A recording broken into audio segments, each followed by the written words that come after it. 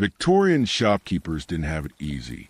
Forget the cozy image of cheerful grocers weighing tea by a warm fire. It was a grueling grind. 16-hour days, razor-thin margins, and a constant battle against spoilage in a world without refrigeration. One bad delivery or a warm day could ruin their livelihood. Step into 1870s London and discover why running that quaint corner shop was a relentless nightmare. You think Victorian shopkeepers had it easy? Think again. Dive into a day of unrelenting toil, where spoilage spells ruin and every penny counts in a world without refrigeration. You think Victorian shopkeepers had it easy. You're imagining cheerful, rosy-cheeked fellows in leather aprons, whistling while weighing out tea leaves, closing at a reasonable hour, and retiring to a cozy fireplace. Nothing could be further from the truth. For most shopkeepers, it was a brutal, exhausting existence where one wrong delivery or unexpected heat wave could financially ruin your entire family. While today we simply toss spoiled food in the trash, Victorian shopkeepers watched their livelihood literally rot before their eyes, fighting a daily battle against decay in a world without refrigeration. Let's find out now why. Owning that quaint little shop on the corner was actually a waking nightmare. But first, get comfortable. Seriously, adjust those pillows. Pull up that blanket, because where we're going, you're going to want to be cozy. So, congratulations. You just woke up in 1870s London. It's 4:30 in the morning and your eyes blink open to absolute darkness. The small bedroom above your shop is freezing cold. The coal fire having died hours ago. Your back aches from the lumpy straw. Mattress. Nothing like your memory foam one at home. The sour smell of yesterday's milk mingles with the smoky London air seeping through poorly fitted windows. Somewhere nearby, a horse and cart clatter over cobblestones. There's no hitting snooze, no 5 more minutes. In fact, there's no alarm clock at all. You were jolted awake by your body's own internal clock trained by years of pre-dawn risings. Your wife stirs beside you, already half awake. Herself. Neither of you speak. Words waste precious time, and there's far too much to do before opening at 6 a.m. The floorboards creak and groan as you swing your legs out of bed. They're swollen from standing for 16 hours yesterday, and the day before and the day before that. You slip your feet into cold leather shoes without bothering with socks. You'll put those on after. Lighting the stove. Thomas, make sure you check the butter. This morning, your wife mumbles, finally breaking the silence. Mrs. Crawford complained it was turning yesterday. You grunt in acknowledgement. The butter, always a damn butter. Without ice, keeping it fresh in summer is a constant battle. One you're frankly tired of fighting. The small bedroom connects directly to an even smaller sitting room, which doubles as your oldest daughter's bedroom at night. She's already up, her makeshift bed on the settee folded away, boiling water on the small stove. At 12, she's essentially running the household upstairs while you and your wife manage the shop below. Morning, father, she whispers, careful, not to wake the 3 younger children who share the only other bedroom. Tea's almost ready. You nod, grateful. Good. Girl, Emily, get your brothers up in half an hour. We'll need Richard helping with deliveries this morning. The tea is weak. You're reusing yesterday's leaves. Can't afford to waste anything. Not with how thin the profit margins are these days. The new fancy grocery down the street is stealing customers with their imported goods and flashy window displays. You take a sip and wince. It's bitter and lukewarm, but it'll have to. Do. With tea in your belly, it's time to face the day. First task. Check yesterday's inventory and prepare the shop. You shuffle down the narrow staircase, unlocking the door that separates your living quarters from the shop below. The smell hits you immediately. That distinctive mix of cheese, cured meats, grains, and the faint undercurrent of whatever might be. starting to spoil. You light a single oil lamp, keeping the flame low to save. Oil! In its dim glow, your kingdom reveals itself. Shelves lined with jars, and canisters, barrels of flour and sugar against the wall, hooks overhead with hanging sausages and hams. It's a modest shop, but it's yours. Mortgage the hilt, but yours nonetheless. First things first, you need to check what about to turn. That's the daily. Gamble. What needs to be sold today or be lost forever? You head to the small back storeroom where it's slightly cooler, running your hands over the wheels of cheese. The cheddar seems all right, but the softer cheese has a suspicious sheen to it. You'll have to discount it today. Push it on the factory workers who won't be as picky. The butter, as your wife feared, isn't looking good either. You take a small wooden paddle and work the top layer, scraping off the slightly rancid bit and mixing in a little salt. Good as new or close enough that most customers won't notice anyway. That's when you hear it. The distinctive clip-clop of hooves and the rumble of wheels. The delivery cart from the market. You quickly splash. Water on your face from the basin by the door. Run your hands through your hair and step out into the dark morning. Mr. Gibbs calls a delivery. Man, already unloading crates of vegetables. Got your order. The potatoes look good, but the apples are dear this week. Terrible harvest down in Kent. I ordered 2 crates of apples, Jenkins. Don't tell me they're charging more now. Your stomach tightens. You'd already advertised apple preserves in your window. Jenkins shrugs, unsympathetic. Take it up with the market master. It's an extra shilling per crate. You hand over the money, gritting your teeth. There goes your profit on the preserves, unless you raise the price, which might send customers to that fancy new grocery. It's a constant, delicate balance. By 5:30, your wife has joined you. Downstairs, hair neatly pinned beneath a cap, apron crisp and white. Together you arrange the day's display. The fresher produce near the front. The items needing to sell quickly in the most visible spots. Your hands move quickly. Practice from years of the same. Routine. The Miller account is due today. She says quietly, arranging. Carrots in a small pyramid. And we need to pay the coal merchant. I know. You. Try not to sound irritated, though anxiety gnaws at your stomach. The Millers are good customers. A respectable middle-class family who buy on credit, settling their bill monthly. If they pay today, you can cover the coal. If not, you'll have to dip into what you've been saving for Richards. Apprenticeship fees. At precisely 6 a.m., you unlock the front door and flip. The sign to open. The street outside is already alive with activity. Delivery. Boys running errands. Servants sent to gather the day's provisions. Workers heading to factories and shops. The early morning light filters through your recently cleaned windows, illuminating the Gibbs family grocery sign with its slightly faded gold lettering.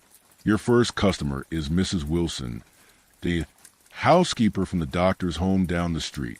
She's an imposing woman who inspects everything with narrowed eyes and bargains ruthlessly. Your cares are looking rather limp this morning, Mr. Gibbs, she announces loudly, prodding them with a gloved finger. Freshened this morning, Mrs. Wilson, from the Essex Farms. You smile tightly, aware that other customers are beginning to enter. Can't have her putting doubts in their minds about your produce. HM, I'll take a pound then, and I need a good cheese for the doctor's dinner party. Something to impress. This is your chance. That soft cheese that's beginning to turn needs to go today. I've just received a beautiful Stilton. Very fine. The doctor's guest will be most impressed. You lead her to the cheese counter, skillfully cutting a sample from the part that still looks perfect. She tastes it, considering how much. You quote a price that's a penny, higher than usual. She'll bargain you down to the normal price. Thinking she's won, and you will have successfully sold cheese that might have been waste by tomorrow. Daylight robbery, she exclaims. Right on cue. I'll give you 6 pence less. You pretend to consider, then reluctantly agree. She looks triumphant as you wrap the cheese carefully in paper, then muslin cloth to keep it cool. On her walk home, as Mrs. Wilson leaves, a rush of customers arrives. Working men, stopping for a bit of bread and cheese before their shift. Mothers sending children for flour or sugar. A servant from one of the grand houses with a lengthy list of requirements. Your wife handles most of them while you deal with Mr. Crawford, a local businessman who buys only from you because you extend him credit.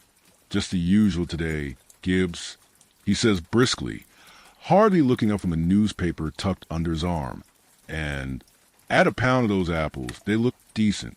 You mentally calculate his growing tab as you gather his items. He's slow to pay lately, but his business seems to be doing well, judging by his new waistcoat. You'll give him another week before mentioning the outstanding amount. By mid-morning, the shop is in full swing. Your daughter Emily has come down to help serving the less demanding customers and running upstairs to mind the youngest child when needed. Richard, your 10-year-old son, is making deliveries to the houses too.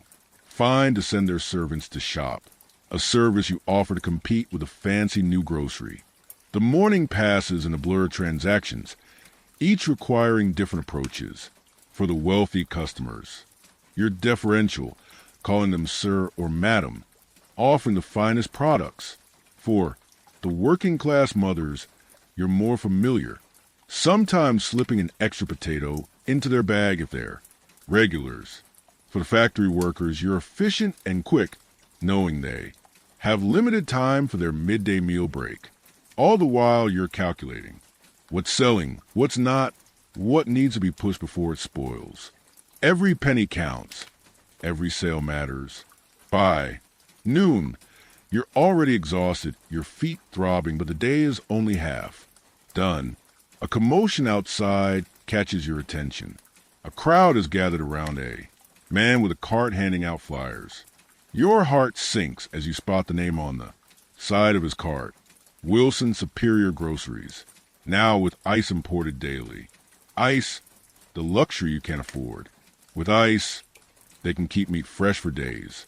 Sell butter that doesn't need constant reworking. Offer milk that doesn't turn. By afternoon, you take a flyer from a passing child staring at the prices. They're undercutting you on nearly everything. Don't fret, your wife says, appearing beside you. She takes the flyer and crumples it. Our customers are loyal. They know us. You want to believe her. But loyalty is a luxury many can't afford either. If Wilson's is selling butter for a penny less because their ice keeps it fresh longer, allowing for larger bulk purchases at better prices, well, you can do the math. Just then, Richard burst through the door, red-faced and breathing hard. Father, the Millers said they can't pay until next week. Mr. Miller said to tell you he's most sorry, but there's been a delay with his own accounts. Your wife's face falls, though she quickly composes. Herself, the coal merchant will have to wait again, and he charges interest on late payments. It's fine, you lie, patting Richard's shoulder. Go help Mrs. Crawford. She's looking for the good tea. But it's not fine. None of it is. Fine. As you turn back to the counter, you catch a glimpse of your reflection in the polished brass scale. When did those lines appear around your eyes? When did your posture begin to stoop? You're only 36, but look a decade older. A fly buzzes past your ear, landing on the butter. You shoo it away quickly, glancing around to make sure no customers noticed. One bad rumor about the quality of your goods could ruin everything. You mentally add fly papers to tomorrow's market list, another expense you can ill afford. As the midday rush begins, you push aside your worries. There's no time for that now. The shop is filling again. Housewives planning dinner. Servants with last-minute requests from their Employers. Children sent with pennies clutched in their hands for sweets or small necessities. You pace on your shopkeeper smile and reach for flour scoop. 10 more hours until closing. 10 more hours of standing, serving, calculating, worrying. 10 more hours until you can climb those stairs again. Fall into that lumpy bed and do it all again tomorrow. The bell above the door jingles as another customer enters. You look up ready to assess their social status, their likely purchases, how to best make this transaction profitable. It's a constant performance, this role you play. Part merchant, part actor, part mathematician, all struggling to keep your head above water in the rising tide of competition and modernization. Just another day as a Victorian shopkeeper, and tomorrow promises to be exactly the same. The midday bell from St. Mary's Church rings out, barely audible over the bustling shop. You've been on your feet for 6 straight hours now, and your lower back has developed a dull, persistent ache that no amount of shifting weight helps, but there's no time to rest. The shop is packed, and every customer means coins in the till. 2 pounds of sugar, Mr. Gibbs, and none of that brown stuff, demands Mrs. Harrington, a banker's wife, who always speaks as of addressing particularly. Slow child. Last time it was simply crawling with insects. Certainly not, Mrs. Harrington.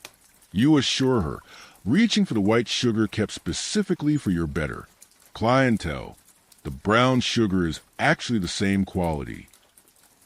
You buy it all from the same wholesaler, but you keep 2 separate barrels and charge the wealthier customers an extra penny per pound for superior white. It's not dishonest, you tell yourself. It's just business. And I'll need vanilla for baking, she continues, adjusting her expensive gloves. The genuine article, mind you, not that chemical concoction you sold to Mrs. Peterson. You wince. Internally, the vanilla you sell is mostly tonka bean with a drop of actual vanilla essence, a common practice among grocers. Pure vanilla is ruinously expensive, and if you stocked only the real thing, you'd have to charge prices that would drive away half your customers. But Mrs. Harrington won't be fobbed off with substitutes. Not after the incident with Mrs. Peterson's failed dinner party, dessert that's been the talk of the neighborhood for weeks. Of only the finest for you, madam, you say, reaching under the counter for a small bottle kept specially for customers like her. It costs you a small fortune, but the markup is substantial and more. Importantly, it keeps her from taking her considerable business to Wilson's new shop, while your wife wraps Mrs. Harrington's purchases in brown paper and twine. You turn to your next customer, Mr. Finch, the school teacher. He's a particular favorite, educated enough for pleasant conversation, but living on a modest salary that makes him appreciate your more economical offerings. The usual today, Mr. Finch.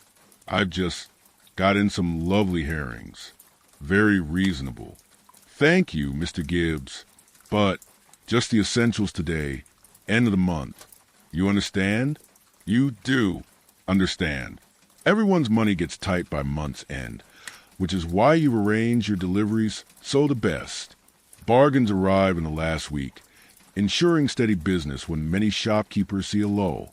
As you measure out Mr. Finch's modest order of tea and flour, you keep one eye on your son, Richard, who's serving a group of factory women on their lunch break. At 10, he's already a skilled shopkeeper, having grown up watching you and your wife. He knows to give the women quick service.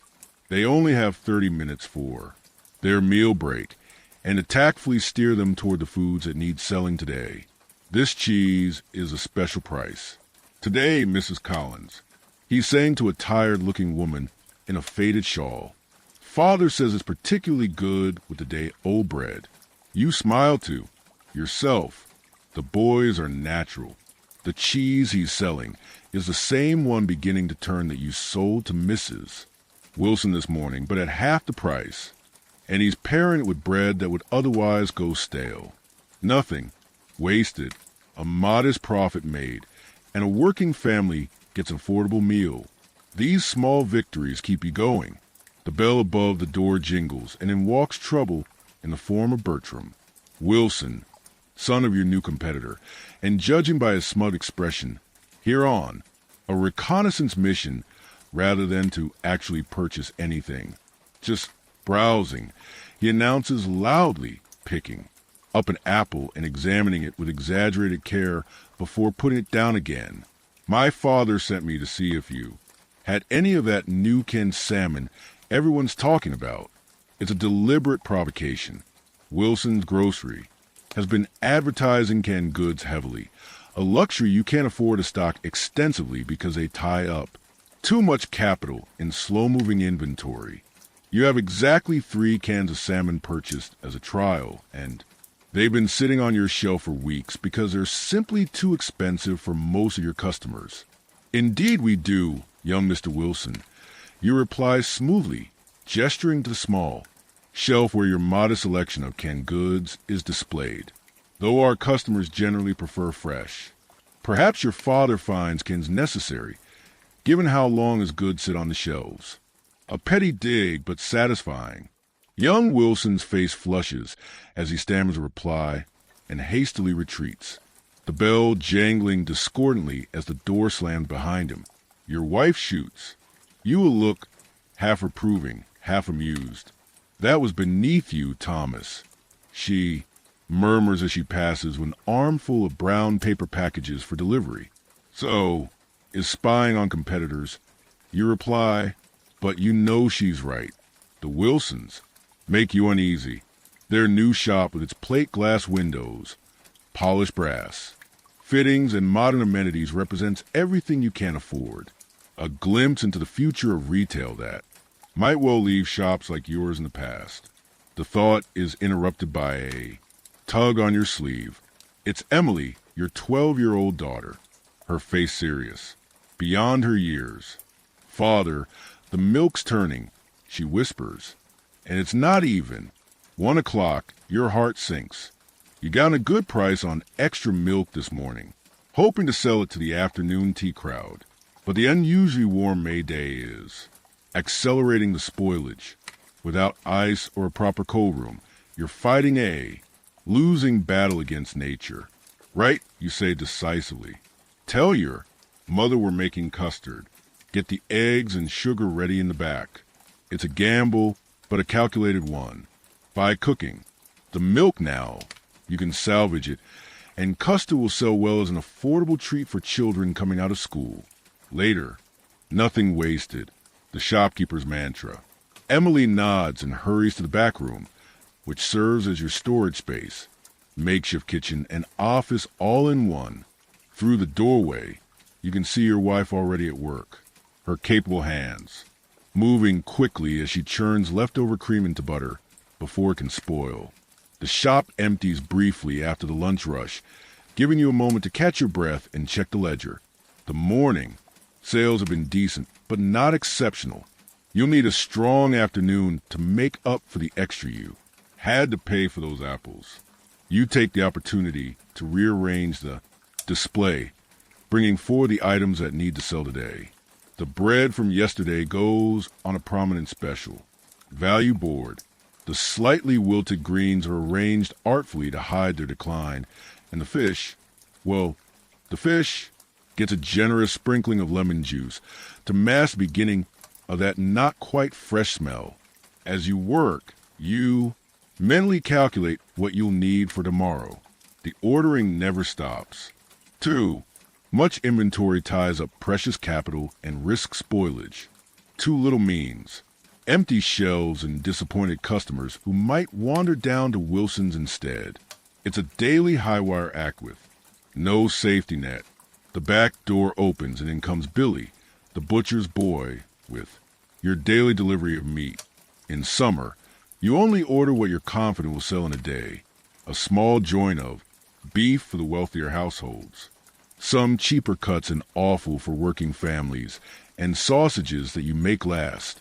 by adding a generous portion of breadcrumbs to the mix. Mr. Peters says, "To tell you he can't do this price much longer," Billy announces, handing over a paper wrap package that immediately leaks a small spot of blood onto your counter. Costs are up with the new regulations. You sigh. The recent food safety laws are well-intentioned, designed to prevent the horrific adulteration practices that saw everything from chalk in flour to copper sulfate in pickles. But they're squeezing small businesses, like yours and the local butchers. The bigger shops can absorb the costs. You have to pass them on to customers who are already counting pennies. Tell them I understand, but I need until the end of the month before we adjust prices. You reply, slipping Billy a hot penny for himself. The boy is a useful source of gossip about other shopkeepers' business, and the small bribes are worth it for the intelligence he provides. Oh, and Mr. Gibbs, Billy adds, pocketing the coin with practiced smoothness. Wilson's got a new ice delivery, scheduled for tomorrow. One of them fancy American ice boxes. They're saying your stomach tightens. Ice is the great divider in the grocery business these days. With it, a shop can offer fresh meat, dairy, and produce for days. Without it, you're condemned to the daily scramble against spoilage that consumes so much of your time and eats into your profits. Thanks, Billy, you say, keeping your voice casual despite the anxiety blooming in your chest. Give my regards to Mr. Peters. The bell jingles again as the first of the afternoon customers arrive. Mrs. Miller, wife of the customer whose delayed payment is causing you so much financial juggling. She looks harried.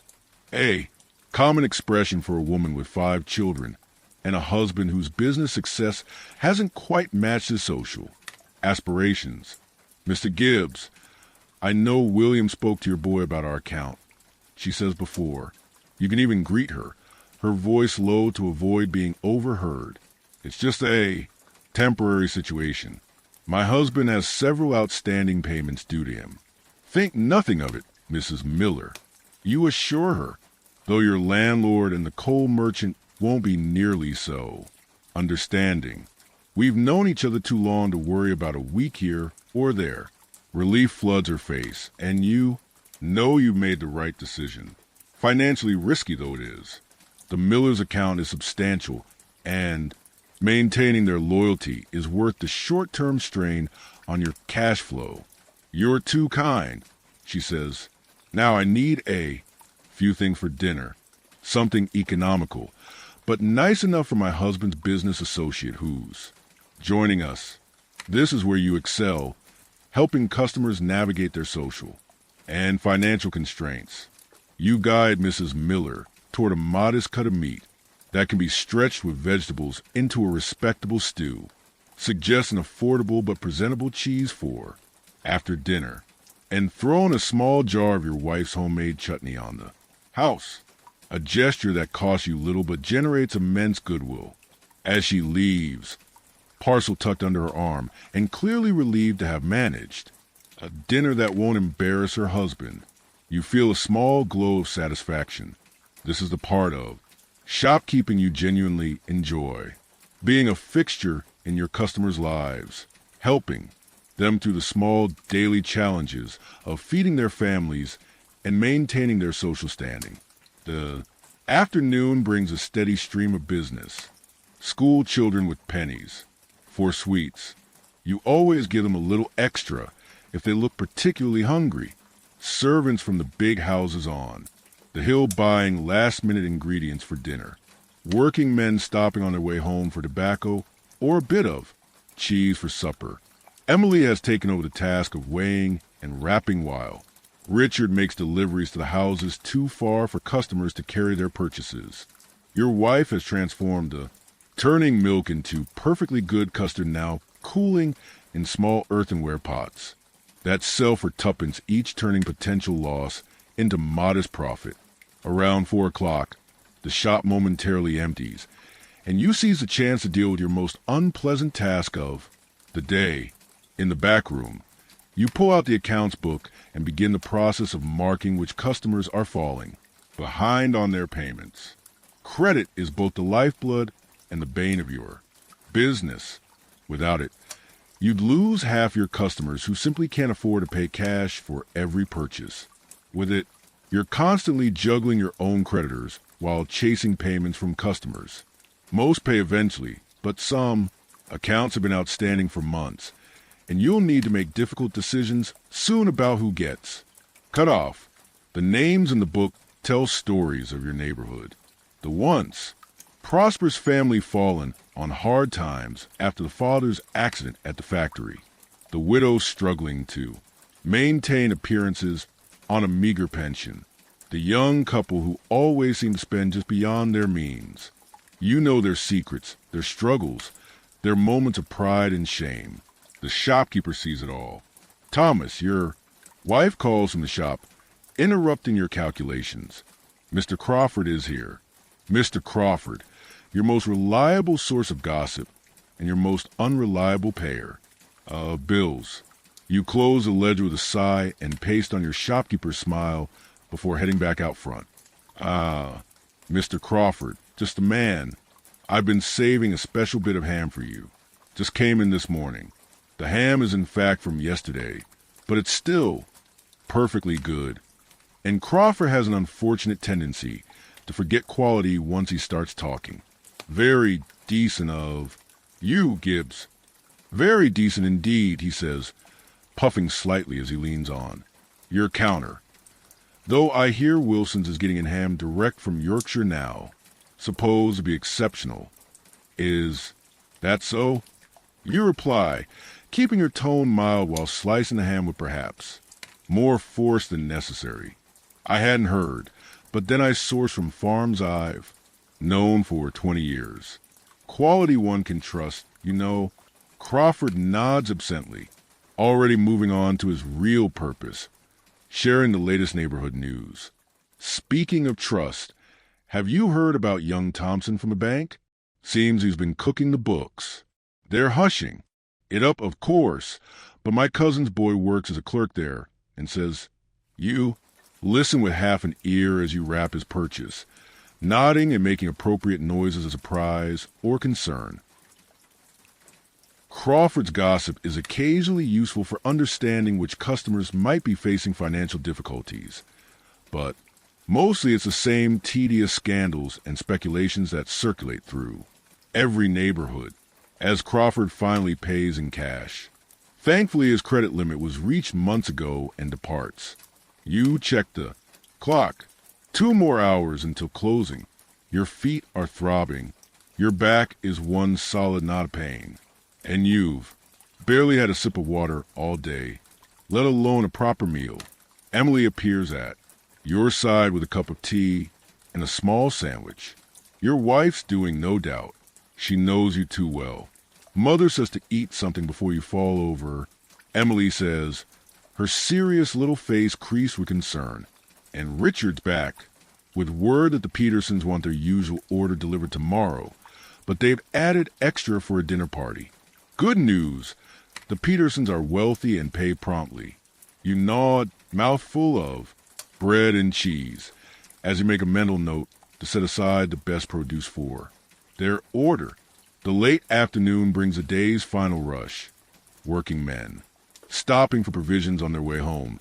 Housewives making last-minute purchases for dinner. The occasional gentlemen buying luxury items like cigars or imported spirits that you keep in a locked cabinet due to their value. Throughout it all, you and your family work in well-practiced harmony. Your wife charms the male customers with just the right balance of deference and friendly efficiency. Emily has mastered the art of suggesting additional purchases without seeming pushy. Richard handles the deliveries and heavy lifting, his small frame belying surprising strength built from years of hauling sacks and crates. As the clock approaches 6, you begin the subtle process of encouraging the lingering customers to make their final selections. Mrs. Bennett, notorious for spending 20 minutes to purchase a halfpenny worth of tea, is finally ushered out with gentle reminders about your closing time. The last customer leaves, and your wife turns the sign to close with an audible sigh of relief. But the day is far from over. Now comes the counting of the till, the cleaning of counters, the covering of perishables, and the preparation for tomorrow. The shop may close to customers, but for you, there are still hours of work ahead. Father, Richard calls from the back room, his voice tight with concern. You'd better. Come look at this. You hurry to the back room, wiping your hands on your apron. Richard is standing by the storage shelves, pointing at something on the floor. Your heart sinks as you spot the small puddle forming beneath one of your pickle barrels. Damn thing's leaking. You mutter, crouching to inspect the damage. The barrel is an old one that was beginning to warp after years of use. You should have replaced it months ago, but every spare penny has gone to stock or bills. Is it ruined? Richard asks, his young face pinched with worry. He understands even at 10 that waste means loss, and loss means a precarious balance of your finances tips further toward disaster. Not if we act quickly. You straighten up, mind already, calculating. Get the earthenware crocks from the top shelf. Emily, fetch your mother. We'll need to decant everything immediately. The next hour is a flurry of activity as your family forms a small assembly line. You carefully lift the heavy barrel, while Richard and Emily position the crocks. Your wife, Sarah, ladles the pickled onions and their precious vinegar into the smaller containers. Her movements quick and precise. We'll have to sell these faster now, she says, not looking up from her work. Once there, out of the brine, they won't keep as long. I know you'll have to discount them, cutting already razor-thin margins. Even further, we'll promote them tomorrow. Special price this week only. It's a shopkeeper constant dance, transforming potential disasters into opportunities, losses into sales. Nothing can be wasted. Not in this business where success or failure balances on pennies. By the time the pickle crisis is resolved, it's nearly 7 in the evening. The shop is clean. The day's takings counted and recorded in. The ledger and preparation for tomorrow are well underway. But there's still the matter of the books to settle. Children, go up and start on supper. Your wife says, her tone making it clear this isn't a request. Your father and I need to review the accounts. Once they've gone upstairs, she pulls out the second ledger, the one that holds the true state of your business, the one the children don't see. How bad is it? You ask, not really wanting to hear the answer. Sarah runs a finger down the column of figures, her lips moving silently as she calculates. Unlike many shopkeepers' wives, she's quick with numbers, quicker than you, truth be told. In another life, she might have been a school teacher or even managed a business of her own. Instead, she's here stretching pennies into pounds and somehow keeping her little ship afloat despite the rising tide of debts. We're short for the landlord. She finally says, even if we put off the coal merchant again, we're still 7 shillings shy. 7 shillings might as well be £7 for all your ability to conjure it from thin air. You sit heavily on the rickety stool by the small desk, rubbing your temples where a headache has been building all day. The Millers, you ask, though you already know the answer. If they'd paid today as promised, we'd be fine. But with them, delayed, she doesn't finish the sentence. She doesn't have to. What about the Harises? They usually settle on Thursdays. Sarah shakes her head. Mrs. Harris was in yesterday. Said her husband been laid off from the factory. Asked for another week of credit just to keep food on the table. And of course you gave it to her. How could you not? The Harises have 5 children, the youngest barely walking. Turn them away and they'll go hungry. It's not just business. It's your place in this community. These are your neighbors, not just customers. We could, Sarah hesitates, then squares her shoulders. We could sell my mother's Brooch. No. Your response is immediate and firm. The silver brooch is one of the few fine things she owns. A reminder of a time when her family had prospects before her father's business failed and she found herself working as a shop girl where you met her 20 years ago. We're not that desperate yet. Then what do you suggest? There's no anger in her voice, just the weary pragmatism that comes from years of similar conversations. You stare at the ledger as if the columns of careful handwriting might rearrange themselves into a more favorable configuration. We'll talk to Jenkins. You decide finally. Jenkins is your main supplier, the middleman between you and the wholesale market. Ask for extended terms on the next. Delivery. He owes us after that business with the bad flour last month. Sarah nods, but you can see she's unconvinced. Jenkins has his own creditors too. Satisfy, his own thin margins to protect. And you hesitate knowing she won't like. The next part. I'll pay a visit to Wilson tomorrow. Thomas. No. Her face. Hardens. Not him. Anyone but him. It would just be a small loan to tide us. Over until the Millers pay. He'd love nothing more than to get his hooks into us. He's been trying to buy out every small shop on the street. Her voice drops to a whisper, though the children are well out of earshot. The Parkers took a loan from him last year. Now he owns their bakery in all but name. You know she's right. Wilson is a predator disguised as a benefactor, offering seemingly generous terms that gradually tighten like a noose around the necks of struggling shopkeepers. But what choice do you have then? What would you suggest? You ask, echoing her earlier question. She's silent for a long moment, her clever mind working through the limited options. Finally, she stands up straighter. Decision made. I'll speak to Mrs. Crawford tomorrow. She's been hinting that she needs help with her correspondence. Her eyes aren't what they were. I could do an hour or two in the evenings, reading letters, writing, responses. Your pride rebels at the thought of your wife taking on extra work when she already labors from dawn till dusk. But pride doesn't pay the landlord. Just until the Millers settle their account, you say, making a condition rather than surrender, and only if she pays in advance. Sarah nods, and the matter is settled for now. Another crisis. Postponed. Another patch on the slowly sinking boat that is your business. The ledger closed. You follow your wife upstairs to the modest rooms that are home to your family of 5. The smell of potato soup greets you. Inexpensive but filling, bulked out with vegetables. From the shop that were too wilted to sell, but still perfectly edible. The evening meal is a brief affair. Everyone is too tired for much conversation, and the specter of tomorrow's work looms large.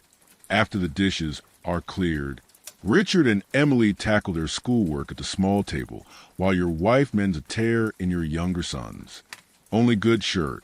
7-year-old Alfred is already asleep, exhausted from his day at school. You use this rare, quiet moment to update the inventory list for tomorrow's market. Order. Every item must be carefully considered. How much sold today? How much is likely to sell tomorrow? What's in danger of spoiling? What special orders need to be filled? It's a complex equation with too many variables, and a mistake either way is costly. Order too little and you lose sales. Order too much and you risk waste. By 9 o'clock, the children are in bed, though Richard has extracted a promise that he can accompany you to the market tomorrow at 12. Emily should be focusing on her education rather than shopkeeping, but Richard shows a natural aptitude for the business, whether that a blessing or a curse. You're not entirely sure. Will you come up soon? Sarah asks, pausing at the door to your bedroom. She looks exhausted, the lines around her eyes deeper than they were a year ago. Just need to finish these orders. You reply, though you both know it's an excuse. The quiet of the shop after hours is the only time you have to yourself. The only moments to think without the constant demands of customers and family. Once she's gone, you reach under the desk and pull out a small tin box, unlocking it with the key you keep on a chain around your neck. Inside is a folded piece of paper, the mortgage on the shop. 6 more years of payments before it's truly yours, if you survive that long. Next to the mortgage is a small booklet, Richard's school report. The boy is brighter than you ever were.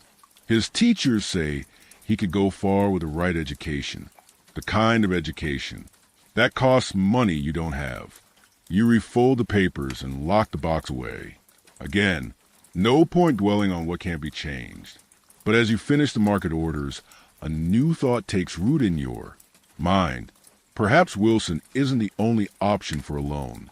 Perhaps there's another way to secure the future. Not just for the shop, but for Richard. The thought is still with you the next morning as you and Richard make your way through the pre-dawn streets toward the market. The boy chatters excitedly beside you, his breath clouding in the cool morning air, oblivious to the weight of decisions resting on your shoulders. The market is already bustling when you arrive. A chaotic swirl of carts, barrows, shouting men, and blue-eyed shopkeepers like yourself. You head straight for Jenkins' stall, Richard trailing behind, wide-eyed at the colorful profanity being exchanged over a disputed crate of oranges. Gibbs. Jenkins calls when he spots you. Expected you earlier. Best stuff goes quick. You know that. Had to stop at the bank. You lie smoothly. No need to let him know you're running late, because you spent half an hour staring at the ceiling, turning over options in your mind. What have you got for me today? The next hour is a carefully choreographed negotiation. Jenkins shows you his wares.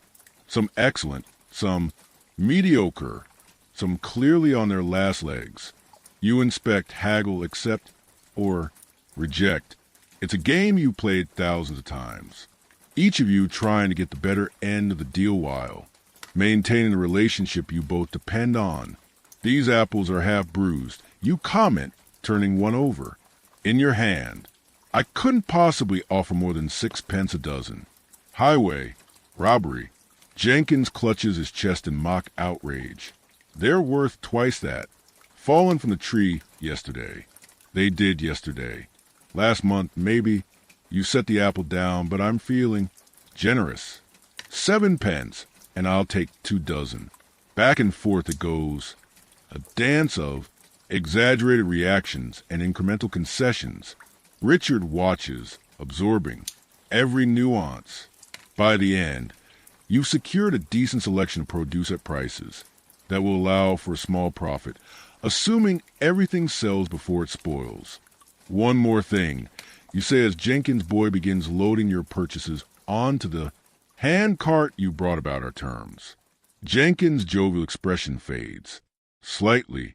This is no longer part of the game. What about them? You explain your situation. Cash flow temporarily tight. Good customers with delayed payments. Just need a little extension on credit terms. Jenkins listens without interrupting, his weathered face unreadable. 2 weeks, he says finally.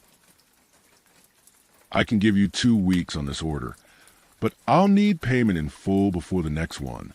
It's not as much as you'd hope for, but it's something. You shake hands on it, sealing the agreement in the traditional way. No contracts, no paperwork. Just a word of 2 men who know that reputation is currency in this world. As you and Richard begin the journey back to the shop, cart laden with goods, you spot a familiar figure cross the market. Wilson himself, not his son this time, inspecting a crate of exotic pineapples. Such luxury items are beyond your means, but Wilson's wealthy customers will pay handsomely for them. That's Mr. Wilson, isn't it? Richard asks, following her gaze. His shop has one of those new ice boxes. Billy told me they can keep meat fresh for days. So I've heard, you reply neutrally, steering the cart in the opposite direction. No need for a confrontation, especially not with Richard present. But Wilson has spotted you. He hands a pineapple back to the seller and makes his way through the crowd toward you, his expensive coat and gold watch chain marking him as a man of substance amid the working folk of the market. Gibbs, just a man. His voice booms with artificial bonhomie. Been meaning to have a word.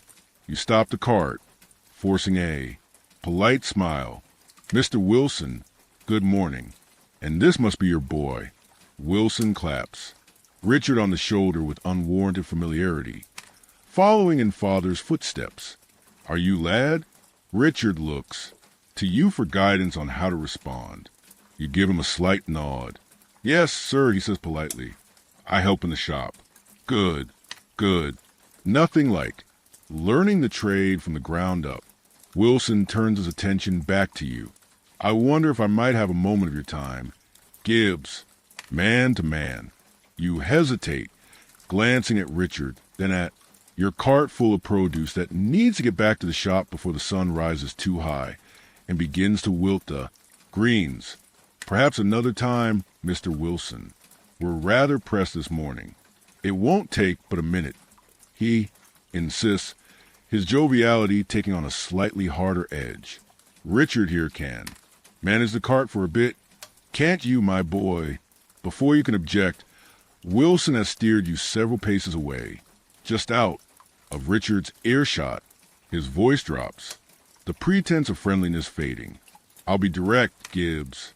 I've heard you're in a bit of a tight spot. Landlord breathing down your neck. Suppliers getting impatient. It happens to the best of us. Your spine stiffens. How? Does he know your private business? Then again, market gossip travels faster than telegrams in this world. Jenkins must have mentioned your request for extended terms to someone who told someone else. Who? My affairs are in perfect order. Thank you, you reply coldly. Wilson raises an eyebrow, clearly disbelieving. Of course. But should you find yourself in need of assistance, my door is always open. I have a proposition that could benefit us both. There it is, the opening gambit in Wilson's familiar game.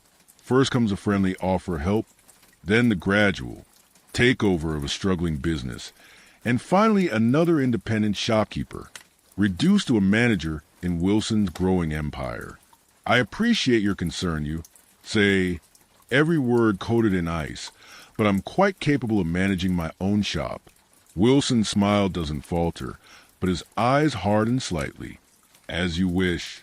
But the offer stands. The high street is changing, Gibbs. Modern methods, modern equipment. That's the future, the old ways. He gestures vaguely toward your handcart. Well, progress waits for no man. With the tip of his hat, he's gone, melting back into the market crowd. You return to Richard, who's watching you with curious eyes. What did Mr. Wilson want, father? You take the handles of the cart, resuming your journey. Nothing important, just business talk. But as you navigate the increasingly busy streets back toward your shop, Wilson's words echo in your mind. The high street is changing. The old ways are disappearing. Are you just another relic, stubbornly clinging to a dying trade? What future are you offering Richard if you insist on him following your path? By the time you reach the shop, Sarah and Emily have everything ready for opening. The counters are scrubbed, the window display refreshed, with the best of yesterday's unsold goods arranged to look appealing and abundant. Alfred has been packed off to school, and the day's first loaf of bread is cooling on the rack. Sarah's own baking, a skill that saved you from having to stock the baker's more expensive offerings. Good haul, she asks, as you and Richard begin unloading the cart. Decent, you reply, hefting a sack of potatoes onto your shoulder. Jenkins gave us 2 weeks on the payment. A small relief crosses her face, quickly hidden. That should see us through until The Millers settle their account. And if they don't, the question slips out before you can stop it. She meets your eyes steadily. Then we'll manage. We always do. Her quiet confidence steadies. You as it has countless times over the years.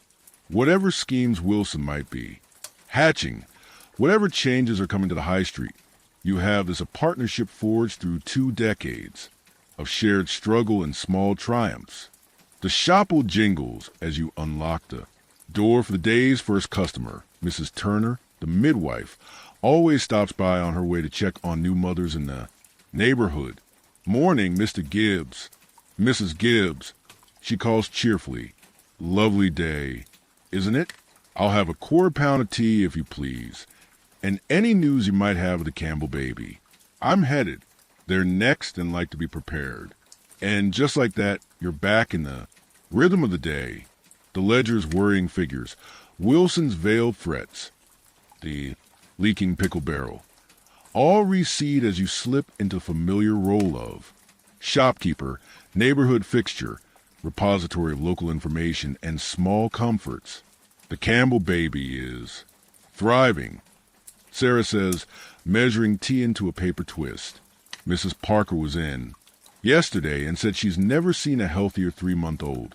But the mother is struggling with the older one. Jealous. You know how they get. Mrs. Turner nods sagely, and the exchange of information continues. Births, deaths, illnesses, recoveries, all the small dramas that make up the life of your community. This, too, is part of your stock and trade. In a world before newspapers reached everyone in telephones connected households, the local shop is a clearinghouse for information, and the shopkeeper a curator of neighborhood knowledge. As the morning progresses, you find yourself watching Richard more closely than usual. The boy has Wilson's words. Affected you more than you'd like to admit. Richard works alongside you, learning as you learn from your own. Father, the feel of good produce, the subtle signs of turning milk, the art of cutting cheese. So each slice appears generous while carefully controlling the actual weight. Is this enough? Should he be spending more time with his books, preparing for a different life? Or is there still value in these old skills?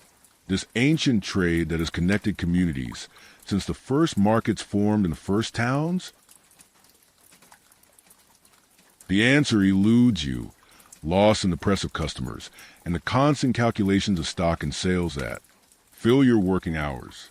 But the question remains, hovering at the edges of your thoughts as the day wears on, and the afternoon customers begin to arrive.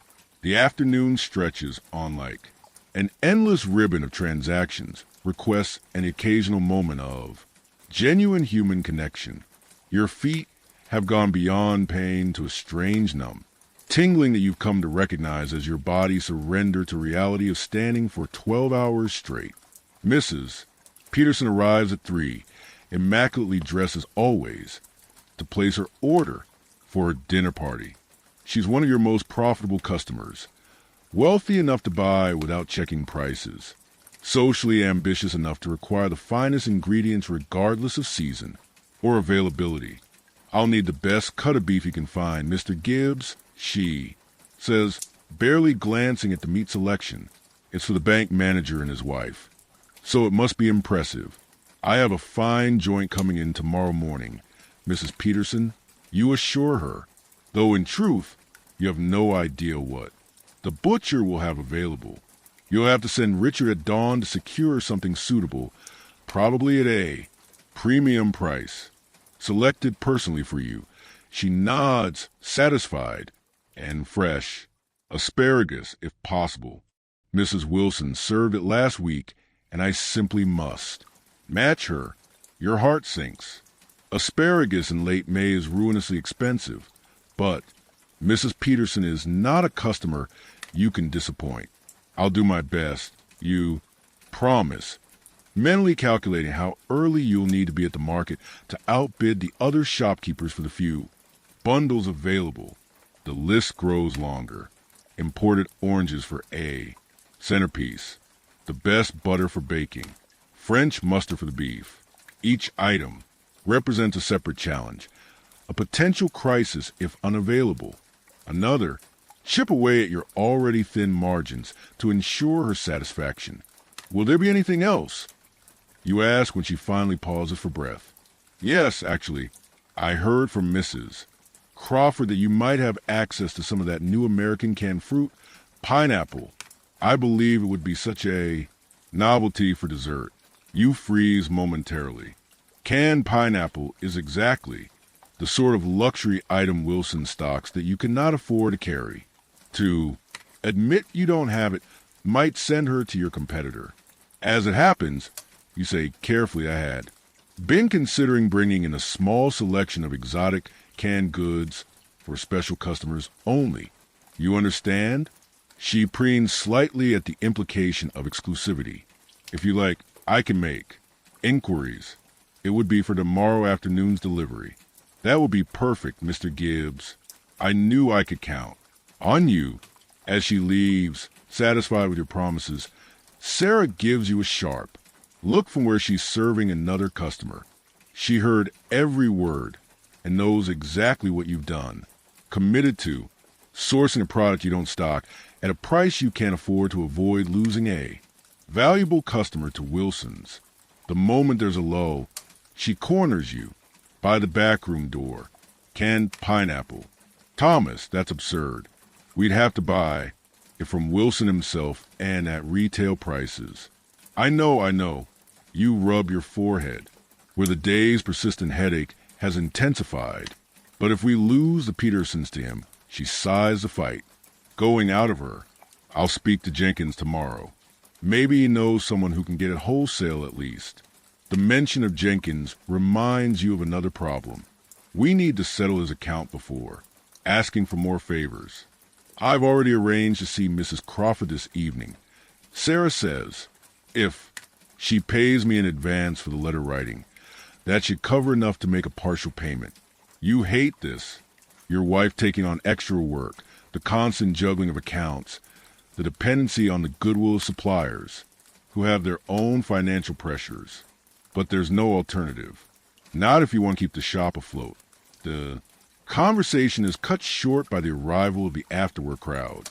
Men stopping on their way home for tobacco or a bit of cheese. Mothers sending children for last-minute additions to dinner. This is one of your busiest periods, and there's no time for worrying about tomorrow's problems when today's customers need. Serving. Among the crowd is Mr. Harris, looking tired and drawn. His wife mentioned he'd lost his job at the factory, and you can see the strain of unemployment in the new lines on his face. Just a quarter pound of the cheapest bacon, he says quietly, placing a few coins on the counter, and he hesitates, clearly uncomfortable. My wife mentioned you'd extended our credit. I wanted to thank you and to assure you will settle as soon as possible. You wave away his thanks, embarrassed by his gratitude for such a small kindness. Think nothing of it. We've known each other too long to worry about a few weeks here or there. What you don't say is that you're extending credit you can barely afford yourself, that your own suppliers are growing impatient, that the landlord has threatened to raise the rent again. Mr. Harris has enough worries without carrying yours as well. You cut him a slightly larger portion of bacon than he's paid for. Not enough to be obvious charity, just a small buffer against hunger for his family. Sarah, watching from the corner of her eye, adds an extra potato to his purchase with the same unspoken understanding. These small acts of community support are woven into the fabric of your business. They don't appear in the ledger, can't be calculated in profit and loss, but they're as much a part of being a shopkeeper as weighing flour and counting change. As the shop finally begins to empty for the evening lull before the last-minute customers, Emily appears at your elbow with a cup of tea. She's been watching you massage your temples and recognizes the signs of a headache building. Thank you, love, you murmur, taking a grateful sip. The tea is weak. You're still reusing leaves to save money, but the warmth and momentary rest are blissful. Emily doesn't leave immediately. She hovers beside you, clearly working up the courage to say something. What is it? You ask, recognizing the familiar expression of a child with a request they expect to be denied. Mrs. Wilson came in while you were helping Mr. Harris.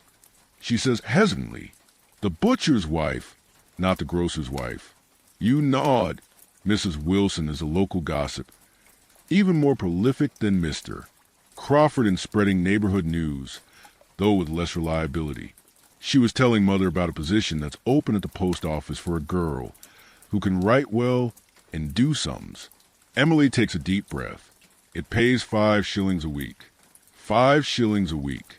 More than you can afford to pay her for working in the shop, where her labor is technically free as a daughter's duty to. The family business. The implications hang in the air between you. I see. You set down your teacup carefully. And you're interested in this position? She nods, not quite meeting your eyes. Miss Thompson at school says I have a fine hand, and I'm quick with figures. You always say so yourself. It's true. Emily has a sharp mind for numbers, often spotting errors in your calculations before you do. In another world, another time, she might have been a bookkeeper or a teacher. In this world, she's a shopkeeper's daughter, expected to help in the family business until she marries and starts her own. Family. It would only be during school holidays at first. She adds quickly, sensing your hesitation. And I'd give most of the money to help with the shop. Of course, your initial instinct is to refuse.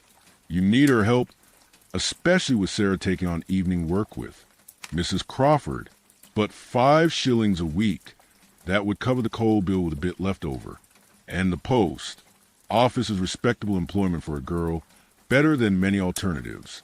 Let me discuss it with your mother. You say, finally, we'll need to think about how we'd manage without you during those hours. Her face lights up. Not a yes, but not the immediate no she was expecting. Thank you, Father. She darts away to help a customer who's just entered. A spring in her step that wasn't there before. You watch her, a strange mixture of pride and melancholy, settling in your chest.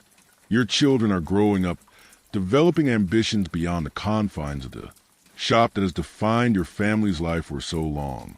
The evening rush begins as workers head home, stopping to purchase items for dinner or the next day's lunch. This is your last chance to sell perishable goods before they're unsellable. So you focus on moving the items that won't last another day. These tomatoes are particularly fine today, you tell Mrs. Collins, steering her away from the fresher ones that will hold till tomorrow. Perfect for a stew. They look a bit soft, she says doubtfully, poking at one. That's when they're sweetest, you assure her, and I can let you have them at a special price. The small deception sits uneasily. But what's the alternative? Throw away food. That's still perfectly edible? Losing the money you paid for it. The tomatoes are indeed a bit past their prime, but still good for cooking. It's not dishonesty, you tell yourself, just selective emphasis. By 7 o'clock, you manage to sell most of the day's perishables. What remains will become tomorrow's dinner for your own family. Slightly wilted greens transformed into soup overripe fruit, stewed with sugar to preserve it another day. I'm going to Mrs. Crawford's now. Sarah says, untying her shop apron and smoothing down her dress. I should be back by 9. Take Richard with you, you say, glancing outside where the evening shadows are lengthening. It's getting dark. She nods, calling for your son, who's sweeping the shop floor. And Emily mentioned the post office position. She adds in a lower voice. We should discuss it later. After they leave, you and Emily begin the closing. Routine, counting the till, wiping down counters, covering the remaining produce. To protect it overnight, Alfred returns from playing at a neighbor's house, his knees dirty and his eyes heavy with tiredness. Wash up and help your sister, you tell him, ruffling his hair. Then it's bed for you, young man. He makes a token, protest, but is too tired to put up much resistance. At 7, he's still young, enough that the shop holds little interest for him beyond the occasional sweet. You slip him when customers aren't looking. Just as you're about to lock the front door, a frantic knocking interrupts the peace of the closing routine. Outside stands young Billy, the butcher's boy, red-faced and out of breath. "Mr. Gibbs, Mr. Peter sent me. There's trouble at the market." Your stomach clenches. What kind of trouble? Health Inspector Billy pants. Surprise visit. Found bad meat at Johnson's. Stall. Now they're checking everyone. Mr. Peter says not to count on your usual order tomorrow. They've confiscated half his stock already. This is a disaster. The Petersons' dinner. Party. All your regular customers expecting their usual cuts of meat. How? Will you explain the shortage? And more importantly, how will you make up for the lost sales? "Thank you, Billy," you say, pressing a penny into his hand. "Tell Mr. Peters I'll come by first thing tomorrow to see what he can spare." As Billy scampers off, you close and lock the door, leaning against it for a moment with your eyes closed, just when you thought things couldn't get more complicated. "What is it, Father?" Emily asks, pausing her work, dish towel in hand. "Nothing for you to worry about," you say automatically, though you know she's old enough to understand precariousness of your situation. Just a small problem with tomorrow's deliveries. She studies your face clearly, not believing reassurance, but doesn't press further. Instead, she returns to drying the measuring cups and scales, her movements methodical and precise. You retreat to the back room, pulling out the order book to assess the damage. Without meat, tomorrow's sales will be significantly reduced. The Petersons might take their entire order to Wilson's if you can't provide the beef they requested. Other customers will be disappointed, some angry, as you sit at the small desk, staring at the columns of figures that suddenly seem meaningless in the face of this new crisis. You become aware of a sound from the shop, Emily humming softly as she works. It's a simple tune, one your mother used to sing when you were a child, helping in her shop before you inherited the business. The familiar melody tugs at something inside you, a reminder that this is not the first crisis your family has weathered, nor will it be the last. Your mother faced shortages, difficult customers, ruthless competitors. So did her father before. Her and his father before that. Shopkeeping has never been an easy life, but it has been a life of connection, of service, of small moments of humanity, amid the endless calculations of profit and loss. With a sigh, you close the order book and return to the shop to help Emily finish closing. The meat shortage is a problem for tomorrow. Tonight, there are still tasks to complete, children to settle, and plans to make with Sarah when she returns. By 8 o'clock, Alfred is in bed. The shop is clean and ready for tomorrow. And you're sitting at the small table in your living quarters, a cup of tea cooling beside you as you review the day sales. In the ledger, the figures are better than yesterday, but still not enough to cover all your expenses and outstanding debts. The street below has quieted. Most shops close tonight, though. The pub at the corner is doing a brisk trade, judging by the laughter and occasional bursts of song drifting up to your open window. The gas lamps have been lit, casting pools of yellow light along the cobblestones. Your reverie is interrupted by a gentle knock at the door connecting the shop to your living quarters. Emily enters, carrying a plate with a thick slice of bread and some cheese. "You didn't eat dinner," she says simply, placing it beside your ledger. You realize she's right. In the rush to close the shop and deal with the news of the meat shortage, you forgot to eat. Your stomach growls appreciatively at the sight of food. "Thank you," you say, taking a bite of bread. It's from yesterday, a little stale, but still good. The cheese is from the batch that was beginning to turn. You cut away the questionable parts, leaving just enough for a modest meal. Emily sits across from you, her hands folded in her lap. Father, she begins hesitantly. Is the shop in trouble? You consider lying, offering reassurances that everything is fine, protecting her from adult worries. But she's 12, nearly 13, and she's grown up in this business. She sees more than. You realize it's challenging right now. You admit, choosing your words carefully. The new shops like Wilson's make it harder for small businesses like ours, and there are always unexpected problems like this. Meat shortage. She nods, absorbing this. Is that why Mother is working for Mrs. Crawford? Partly it's temporary, just until some of our customers settle there. Accounts. And is that why you're considering letting me take the post office position? Because we need the money. Her directness startles you. When did your little girl become so perceptive? The money would be helpful, you acknowledge, but that's not the only reason. If you want to work there, if you think you'd enjoy it and learn from it, that's important too. She seems to consider this. A young face serious in. The lamplight. I think I would enjoy it. Miss Thompson says, I have a natural aptitude for clerical work. Then we'll discuss it with your mother when she returns. No decisions tonight. Emily nods, satisfied for now. She stands to leave, but pauses at the door. Father, I don't mind helping in the shop. You know, I like it mostly, but sometimes I wonder what, love, what else I might be good at, what else I might do, if I had the chance. The simple honesty of her statement strikes you like a physical blow. Isn't that what every parent wants for their child?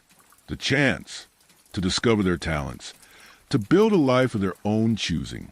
But the reality of your situation, the financial pressures, the expectations of society, all conspire to limit those choices. We'll find a way, you promise. Though you're not entirely sure what you're promising or how you'll keep it. Now off, to bed with you. Tomorrow will be a busy day. After she's gone, you sit in the quiet room, finishing your simple meal and staring at the ledger without really seeing it. Emily's words echo in your mind, mingling with Richard's earlier enthusiasm for the shop, Alfred's childish indifference, Sarah's quiet determination to keep everything afloat. What kind of future are you building for them? What kind of legacy will this struggling shop be? The questions have no easy answers, but they're interrupted by the sound of the street door opening. Downstairs, Sarah and Richard returning from Mrs. Crawford's. You close the ledger and head down to meet them, pushing aside the larger worries for the immediate question of whether Mrs. Crawford has paid for Sarah's services in advance, as hoped. One crisis at a time, one day at a time. The shopkeeper's way. Sarah's face tells you everything before she even speaks. The lines around her eyes have deepened, and there's a tightness to her mouth that speaks of disappointment carefully. Contained. Mrs. Crawford was very pleasant. She says, as the three of you climb the stairs to your living quarters, she has a considerable backlog of correspondence that needs attention. And the payment, you ask? Though you already know the answer. She shakes her head slightly. She insists on paying at the end of the week once she's satisfied with the work. I try to explain our situation, but she trails off, the frustration evident in her voice. Richard looks between you, sensing the tension. At 10, he's old enough to understand financial worries, young enough to still believe his parents can solve any problem. I could take on more deliveries. He offers earnestly. Mr. Thompson at the bookshop asked if I could help with his packages. On Saturdays, he said he'd pay 3 pence for the afternoon. The simple generosity of his offer tugs at your heart. That's good of you, son. We'll talk about it tomorrow. For now, wash up and get ready. For bed. Once Richard has gone to join his siblings, you and Sarah sit at the small table. speaking in low voices to avoid waking the children. "What about the meat shortage?" she asks, having heard the news from Richard during their walk home. "You," Cy, running a hand, "through your hair. It's bad. Health inspectors found something at Johnson's stall, and now they're checking. Everyone. Peters has lost half his stock already. The Petersons' dinner party. Aye. No. And the canned pineapple. You almost laugh at how absurd it sounds. Worrying about exotic fruit when you might not have basic meat to sell tomorrow." Sarah reaches across the table and takes your hand. Her fingers work roughened but warm. "We'll manage. We always do." It's a refrain, the word she's repeated through a dozen crises over the years. Sometimes you wonder if she truly believes it or simply says it, because one of you needs to maintain hope. "I'll go to the market at 4 tomorrow. You decide.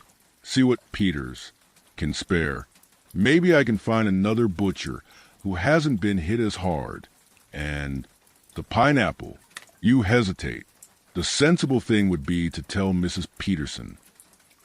It's unavailable to focus on securing the essentials, but losing her custom to Wilson's would be a significant blow. "I'll see Jenkins first. If he can't help," then you don't finish the sentence. But you both know what it means. You'll have to swallow your pride and buy from Wilson at retail prices, taking a loss on the sale just to keep. The Petersons' business. Sarah squeezes your hand before releasing it. "I should check on the butter for tomorrow. It needs reworking." The mundane task of butter preparation is a welcome distraction from the larger worries. You follow her to the small pantry off the main room where earthenware crocks hold your dairy products in the coolest spot in the house. Butter management is a constant battle in a world without refrigeration. The top layer inevitably starts to turn, developing a rancid taste and smell that would repel customers. The solution is a daily ritual of scraping off the spoiled portion, reworking the remainder with a wooden paddle, adding a sprinkle of salt as preservative, and reshaping it into neat blocks for sale. Sarah uncovers the largest crock and wrinkles her nose slightly at the smell. "Not too bad. Today," she says, reaching for paddle. "The cooler weather helps." You watch as she expertly scrapes away the discolored top layer, setting it aside. "Emily told me about the post office position," you say as Sarah works the remaining butter into a smooth mass. Her hands pause momentarily, then resume their rhythmic movement. "What did you tell her? That we discuss it?" She seems quite keen. Sarah is silent for a moment, concentrating on her task. 5 shillings a week would make a difference, she says finally, and it's respectable work, better than some alternatives. The unspoken thought hangs between you that if the shop continues to struggle, all your children might need to find outside employment sooner rather than later. Many families in your neighborhood have already sent children as young as 12 to factories or domestic service, financial necessity, overriding parental desire to provide education and a better future. But she's so young. Sarah continues, shaping the butter into a neat rectangular block with practiced movements. And she's bright, Thomas, brighter than I was at her age. With proper schooling, she could become a teacher, perhaps. The hope in her voice is painful to hear. You both know that extended education for Emily would require money you don't have, sacrifices you're not sure you can make. Let's see how the post office position works out. You suggest it's only during school, holidays at first. If she shows aptitude, perhaps it could lead to something more. Sarah nods, accepting this compromise. She wraps the finished butter block in damp muslin cloth and returns it to the crock, covering it carefully to keep as cool as possible. "We should get some sleep," she says, wiping her hands on her apron. "Tomorrow will be challenging enough without exhaustion to contend with. But sleep, when it finally comes, after you've checked the locks, banked the fire, and settled into your narrow bed, is fitful and unsatisfying. Your mind refuses to quiet, spinning through scenarios for tomorrow, how to secure meat from Peter's, where to find canned, pineapple at a price that won't entirely erase your profit margin, what to tell Mrs. Peterson if you fail at either task. You drift in and out of consciousness, half-formed dreams mingling with worries until the two are indistinguishable. At one point, you find yourself mentally calculating how many weeks the shop could survive if you sold Sarah's mother's brooch, the small cache of sovereigns hidden beneath the loose floorboard under your bed, and the gold watch that was your father's only legacy to you. The answer is not encouraging. When you finally surrender to wakefulness around 3 o'clock in the morning, Sarah is already up, moving quietly around the room as she dresses in the dark. Couldn't sleep either, you whisper, careful not to wake Alfred, who shares your room now that he's too old for the nursery. I'm coming with you to the market, she says, her tone brooking no argument. 4 eyes are better than 2 when it comes to finding bargains. And I can speak to Jenkins about the pineapple while you deal with Peters. The simple practicality of her approach steadies you. This is how you've always functioned best. As partners, each playing to their strengths, neither two proud to lean on the other when necessary. You dress quickly in the dark, the familiar movements requiring no light. Downstairs you find bread and cheese laid out. Sarah's doing always, thinking ahead to ensure neither of you faces the grueling market trip on an empty stomach. The streets are eerily quiet as you lock the shop door behind you. Even the night soil men have finished their malodorous work of collecting human waste from backyard privies, and the first delivery carts haven't yet begun their rounds. The only sound are your footsteps on the cobblestones and the occasional rustle of a rat in the gutter. I spoke to Emily last night. You say as you walk briskly toward the market about the post office. Position. Sarah glances at you, her face half illuminated by a distant gas lamp, and she's not just thinking about the money. She genuinely wants to try something different to see what she might be good at beyond the shop. Sarah sighs, her breath clouding in the cool, pre-dawn air. She's growing up. They all are. Richard loves the business, but Emily, she has her own mind. Like her mother, you say, allowing a small smile despite the seriousness of the conversation. I was never given choices, Sarah replies, after a moment. From shop girl to shopkeeper's wife, my path was decided by circumstance rather than inclination. I don't regret it, Thomas, she adds quickly, seeing your expression. But I wonder sometimes what might have been if I'd had more options. The honest vulnerability in her voice strikes you. In 20 years of marriage, Sarah has rarely spoken of regrets or unfulfilled dreams. She's always been practical one, focused on the present challenges rather than past, disappointments or future what-ifs. What would you have chosen? You ask, genuinely curious. If circumstances had been different, she considers this as you turn onto the main road leading to the market, the distant glow of its early lamps now visible in the darkness. I like numbers, she says finally. Account books, calculations. My father's friend was an accountant, and I used to watch him work when he visited our shop. The way the columns all balanced in the orderliness of it, I found it satisfying. You're certainly better with the ledger than I am. You acknowledge. Half the time I'm ready to throw the damn thing out the window. She laughs softly. That's because you see limitations in the numbers. I see possibilities. The simple insight gives you pause. It's true. You look at the ledger and see all the things you can't afford, the narrow margins that constrain your choices. Sarah looks at the same figures and finds ways to stretch them, to reallocate, to keep the fragile boat of your business afloat one more day. Perhaps Emily inherits that from you. You suggest that aptitude for figures. Perhaps Sarah's voice softens.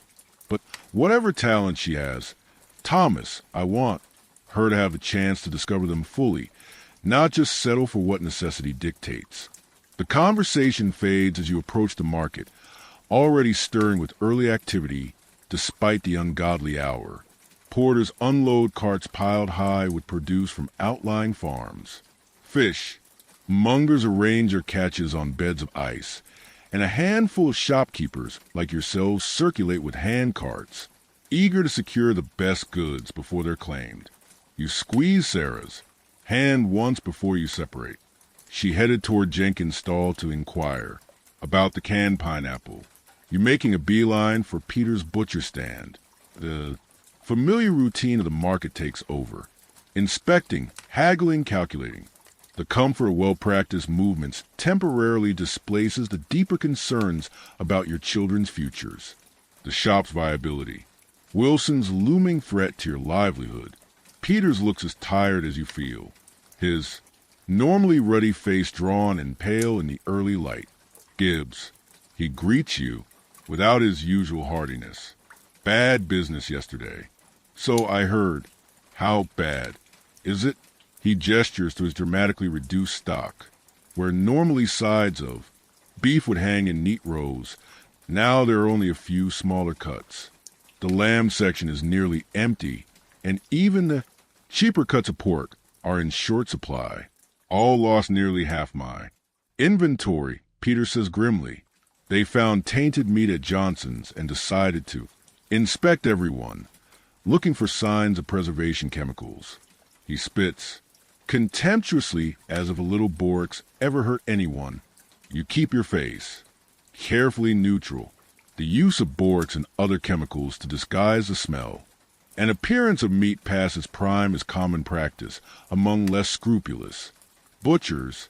You suspected Peters of it occasionally, but never had confirmation until now. What can you spare for me? You ask, getting straight to business. I have the Petersons' dinner party order and my regular customers. Peters scratches his stubbled chin. For you, Gibbs, I can manage a small joint of beef. Not as fine as I'd like, but it'll do for your Petersons and some decent sausages for the regulars. That's the best I can offer today. It's less than you'd hope for, but better than nothing. You negotiate a price slightly higher than usual given the scarcity and arrange for delivery later in the morning. As Peters wraps your purchases in paper, you casually inquire, Heard anything about Wilson? Was he affected by the inspections? Peters snorts. That fancy shop of his barely touched. He's got that new icebox. Keeps everything. Fresh as a daisy, apparently. Inspector couldn't find fault with any of it. The information stings, reinforcing the growing gap between your traditional methods and the modern advantages your competitor enjoys. But there's no time to dwell on it. You need to find Sarah and see if she's had any luck with the pineapple situation.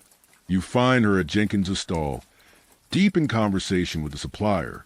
From her animated gestures and Jenkins' thoughtful expression, it seems negotiations are, well, underway. You hang back, not wanting to interrupt what appears to be a promising discussion.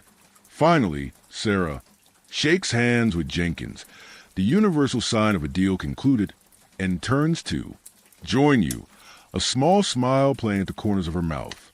Success, you ask? Hopefully, of a sort. He can get us a can of pineapple, but not until tomorrow morning. I persuaded him to sell it to us at just above his cost as a favor. The Petersons need it today for their dinner party. Sarah's smile widens. Slightly. I know, which is why I suggest an alternative. Preserved ginger. It's exotic enough to impress their guests. Jenkins had it in stock, and I got it at a price that will still leave us a modest profit. You stare at her in admiration, while you were focused on the problem as presented. Finding canned pineapple. Sarah found a creative solution that meets the underlying need for an impressive imported delicacy while working within the constraints of availability and cost. Have I told you lately that you're brilliant? You ask only half joking.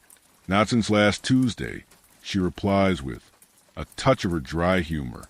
Now, shall we see about those vegetables for the Petersons' order? If we're clever about it, we might find asparagus that won't bankrupt us. The market expedition continues, each of you applying years of experience and hard-earned knowledge to stretch limited funds into sufficient stock for the day ahead. By the time the sun has properly risen, your hand cart is loaded with the day's purchases. Not as abundant as you'd like, but enough to meet your most pressing needs. As you make your way back to the shop, the streets now bustling with early morning activity, Sarah fills you in on the rest of her negotiations with Jenkins. He's agreed to extend our credit another week, but he was firm about needing payment before the next delivery, and he mentioned that Wilson has been buying in larger quantities, getting better prices. As a result, of course he has, you mutter, the familiar resentment bubbling up. Probably gets everything at half what we pay. It's not just the quantity. Sarah says thoughtfully, it's a storage capacity. With that ice box in his larger stockroom, he can buy more. At once, keep it longer. We're limited by what we can sell in a day or two before spoilage. It's a point you considered before, but hearing Sarah articulate it so clearly brings a fundamental disadvantage of your position into sharp relief. It's not just about Wilson's fancier shop or broader selection.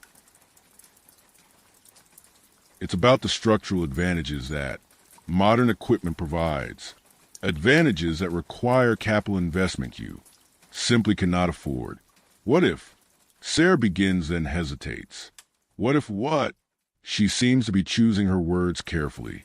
What if we considered a small expansion, not anything dramatic, but perhaps converting part of the back room into a proper cold storage area with ice deliveries like Wilson has?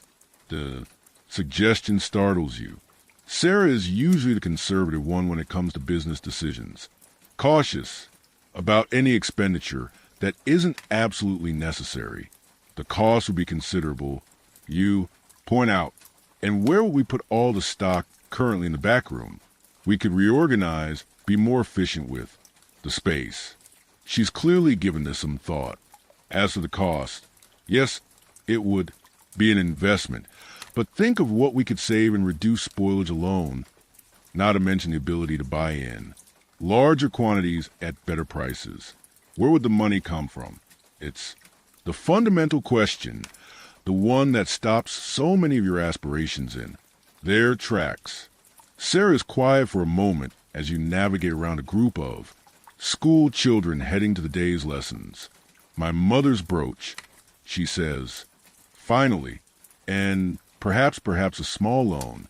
Not from Wilson, you say, immediately, remembering her vehement opposition to the idea just yesterday. No, not from Wilson, but the building society might consider a small business. Loan, especially if we had collateral. She pauses. Your father's watch, perhaps. And I have my grandmother's pearls hidden away.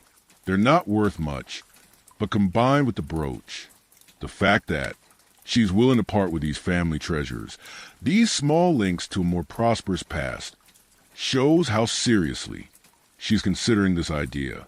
It's not a spur-of-the-moment suggestion, but something she's been contemplating for some time. Let me think about it. You say as you turn onto your street, the shop now visible in the distance. It's a big decision. Sarah nods, accepting your caution.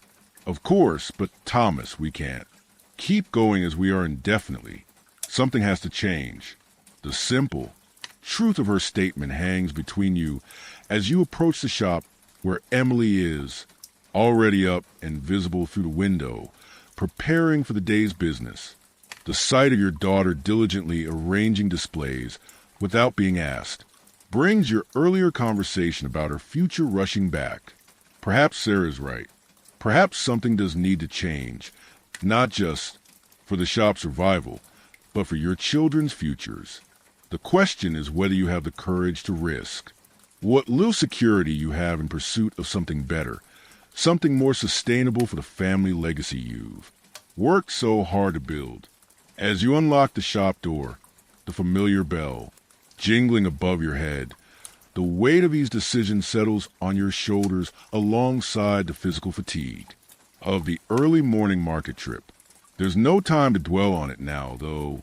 The day's business awaits. Customers will soon arrive, and the immediate challenges of meat shortages and dinner party orders must take precedence over longer-term considerations.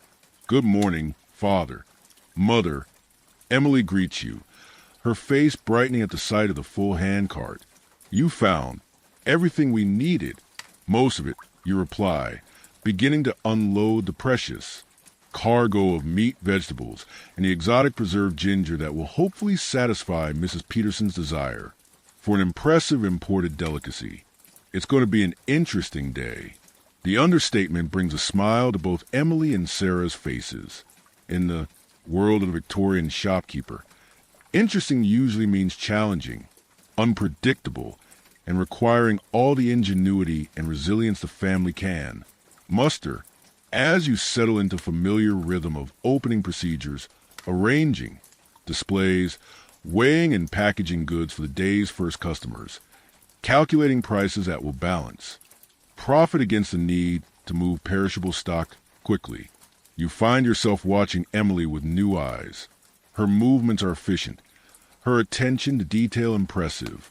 She's absorbed the lessons of shopkeeping through years of observation and practice, just as you did from your own parents. But is this the life she wants? Is this the future she would choose for herself, if choice were truly available to her? The question lingers as the shop bell jingles, announcing the first customer of what promises to be another long, demanding day in the life of a Victorian shopkeeper. The day unfolds like countless others before it, a blur of transactions, conversations, calculations, and the constant battle against time and spoilage. By late afternoon, most of the immediate crises have been navigated, if not fully resolved. By Mrs. Peterson was initially disappointed about the pineapple, but was ultimately charmed by Sarah's suggestion of preserved ginger as an exotic alternative. Such a clever idea, Mrs. Gibbs, she exclaimed, examining the small jar with its ornate label. Mrs. Wilson served pineapple last week, but this will be something entirely new. How fashionable. The meat shortage proved more challenging. Regular customers had to be gently informed that supplies were limited due to the health inspections, with promises of better selection tomorrow.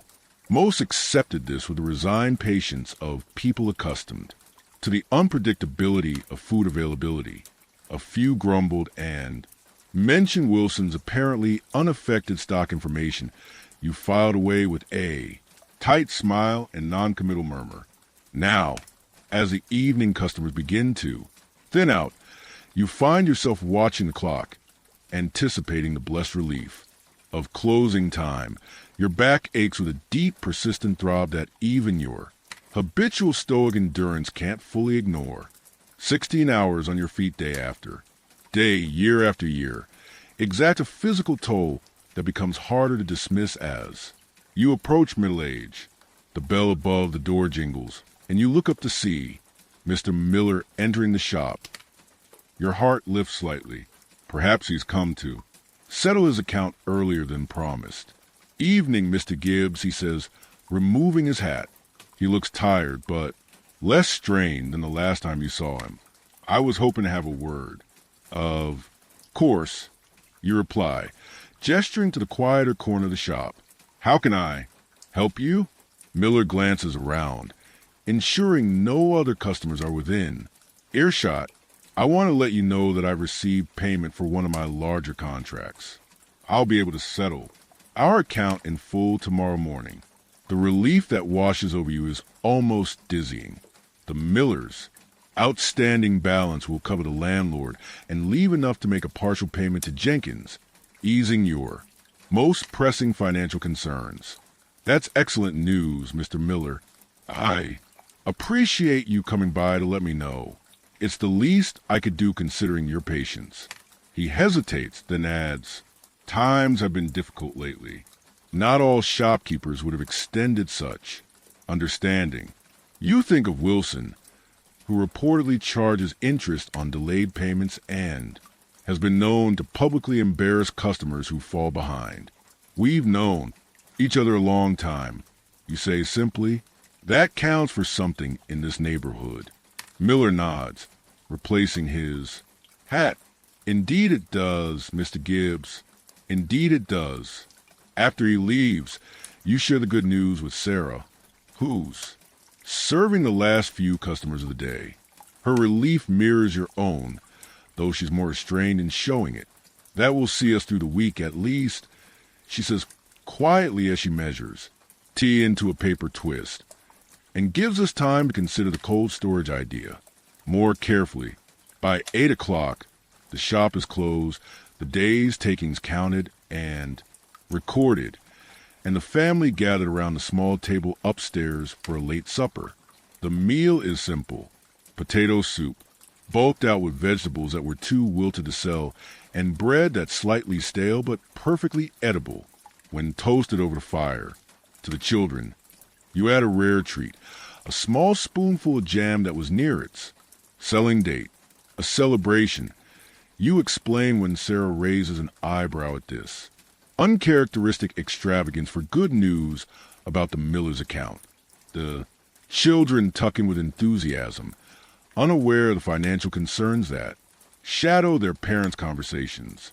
Alfred at 7 cares only that the jam is sweet. Richard and Emily, older, more perceptive, recognize the improved mood, but know better than to ask direct questions about the shop's finances.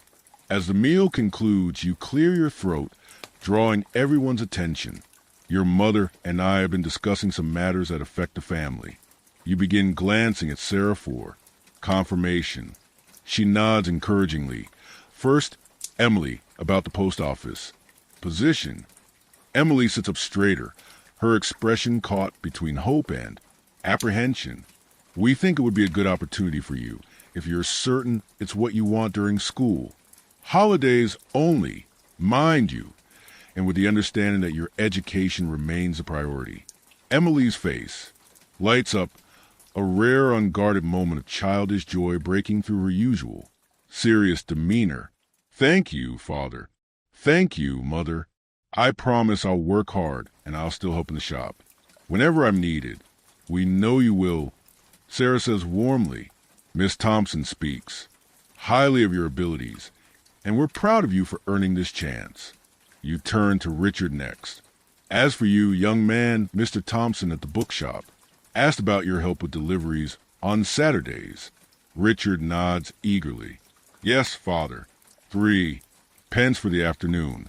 I wouldn't be neglecting my duties here. I could do our deliveries in the morning and his.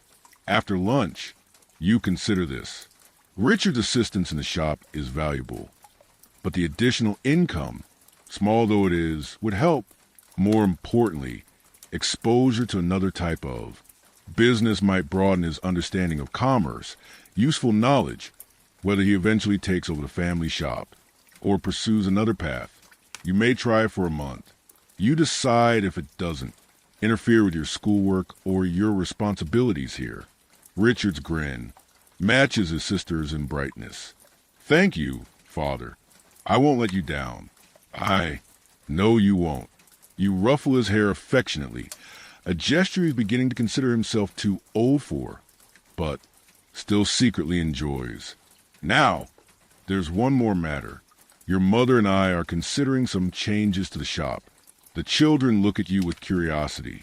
Even Alfred pauses in licking jam from his spoon to listen. We're thinking about installing a cold storage area. Sarah explains, with regular ice, deliveries like Mr. Wilson's shop has. It would help keep our food fresher longer and allow us to buy more at better prices. Like a proper ice box? Richard asks, clearly impressed by the idea. That will be splendid.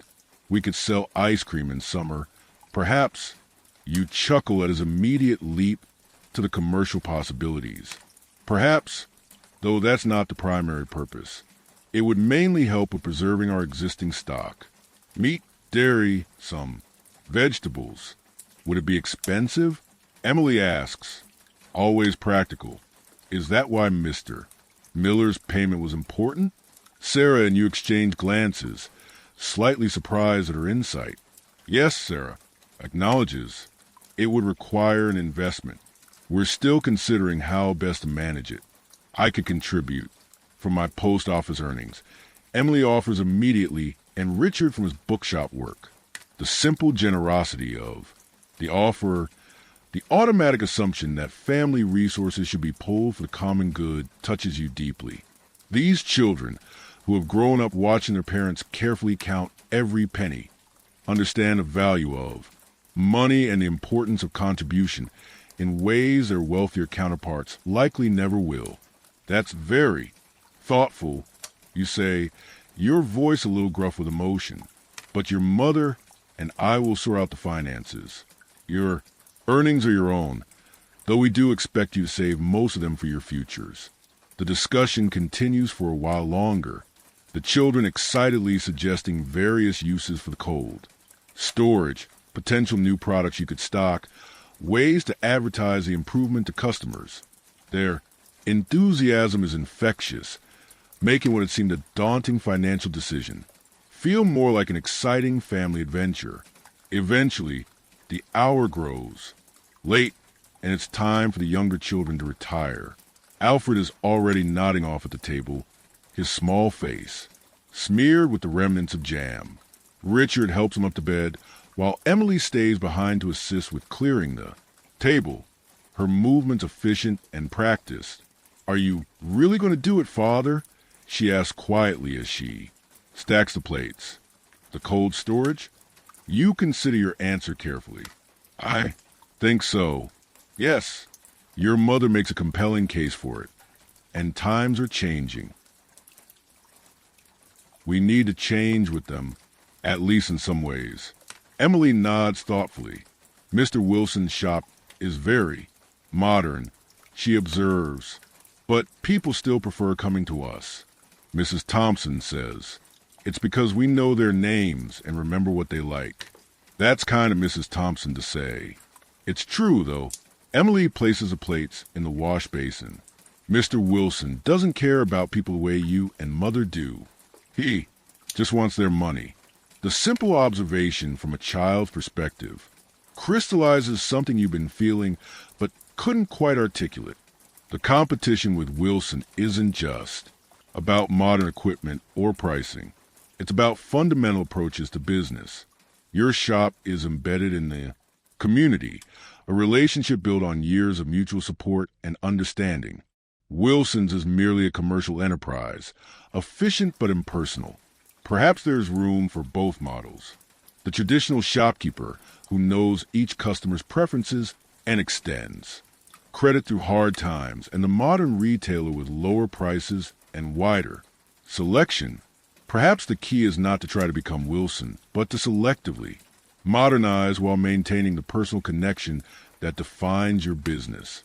The thought stays with you as you complete the evening routines, checking the locks, banking the fire, reviewing tomorrow's market list one final time. By the time you climb the narrow stairs to your bedroom, Sarah's already there, seated at the small dressing table, brushing her hair with slow, methodical strokes. The children seemed excited about the cold storage idea. You comment, sitting heavily on the edge of the bed to remove your shoes. Your feet throb with relief as they're finally freed after 16 hours of confinement. They were, Sarah agrees, meeting your eyes in the small mirror, especially Richard. He has your head for business. That one. And Emily has your aptitude for figures. Alfred, you chuckle. Alfred has yet to reveal his talents beyond an impressive capacity for jam. Sarah smiles, setting down her brush. He's young, yet there's time. The simple statement carries layers of meaning in the context of your earlier conversations. Time for Alfred to discover his abilities. Time for Emily and Richard to explore opportunities. Beyond the shop, time perhaps for you and Sarah to adapt the business to changing conditions, ensuring its survival, not just for your sake, but for the children's futures. I've been thinking about Wilson. You say as you change into your nightshirt, the coarse cotton soft with age and countless washings. Have you? Sarah's tone is neutral, but you can sense her interest, not about borrowing from him. You clarify quickly, but about what makes our shop different from his, what we offer that he can't or won't. And what did you conclude? You sit beside her on the small stool, your knees almost touching in the cramped space. That modernizing doesn't have to mean abandoning what works. We can have cold storage without becoming impersonal. We can adapt without losing our identity. Sarah's hand finds yours, her fingers intertwining with your own. That's what I've been trying to say, though not as eloquently. Hardly eloquent, you demur. Just the ramblings of a tired shopkeeper. A wise shopkeeper, she corrects gently. One who understands that change and tradition aren't necessarily opposed. The conversation continues in murmured tones as you both prepare for bed, discussing practical details of the cold, storage plan, where exactly would go, how much ice would be needed, which suppliers might offer the best prices on, the necessary equipment. The technical aspects are interspersed with broader reflections on the business, the children's futures, the changing nature of retail in your rapidly industrializing world. Finally, exhaustion overtakes you both, and you settle into the narrow bed, your bodies finding the familiar contours worn into the mattress by years of shared rest. Sarah's breathing quickly deepens into the rhythm of sleep, her day's labors demanding immediate recovery. But despite your bone-deep weariness, sleep eludes you for a time. Your mind continues to work, calculating costs, planning tomorrow's orders, worrying about the landlord's threatened rent increase. The constant mental arithmetic of the shopkeeper never truly ceases, even in these quiet hours when the rest of the household slumbers. You think of Emily at the post office, her quick mind applied to new challenges, beyond weighing produce and wrapping parcels.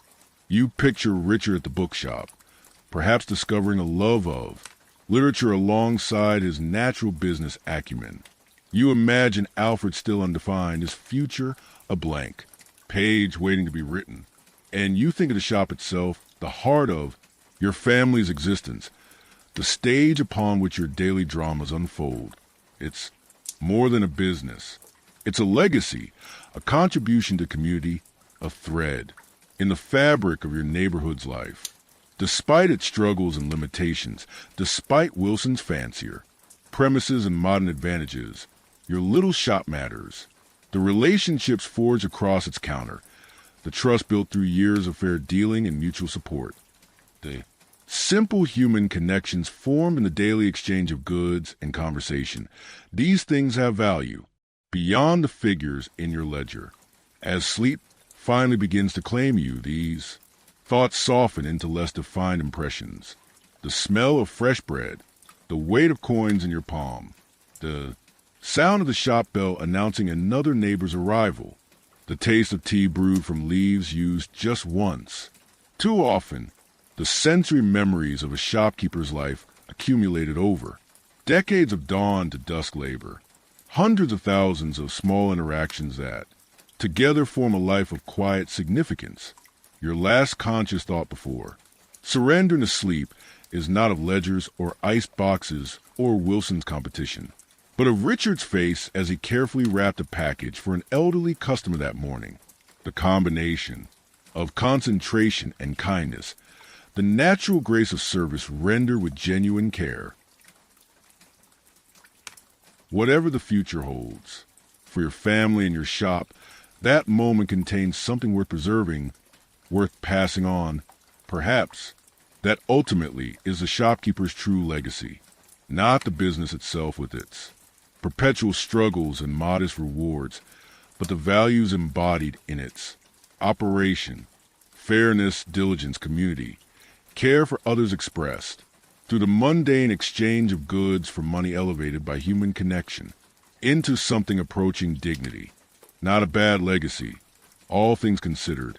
Not a bad life despite its hardships.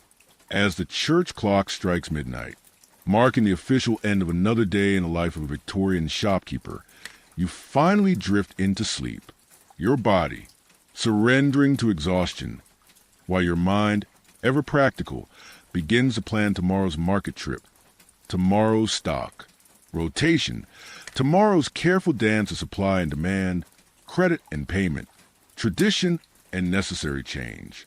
The shop will open again at 6.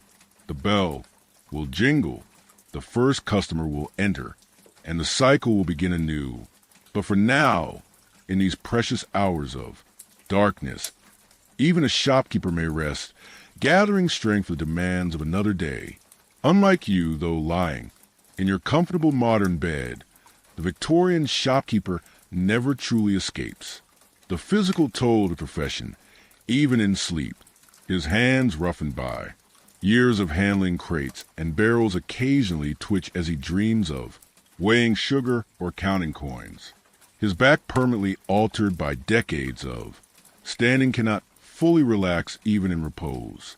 His mind trained to constant vigilance against waste and lost processes the day's figures even as he slumbers. This was a reality for thousands of small shopkeepers throughout Victorian Britain, a life of unrelenting labor, narrow margins, and constant adaptation to changing markets and customer needs. Their shops formed the backbone of communities, providing not just goods, but credit, information, and social connection. In an era before welfare systems or mass communication, few grew rich from their modest enterprises, but many, like your fictional shopkeeper, found meaning in the service they provided, the families they supported, and the relationships they built across their counters.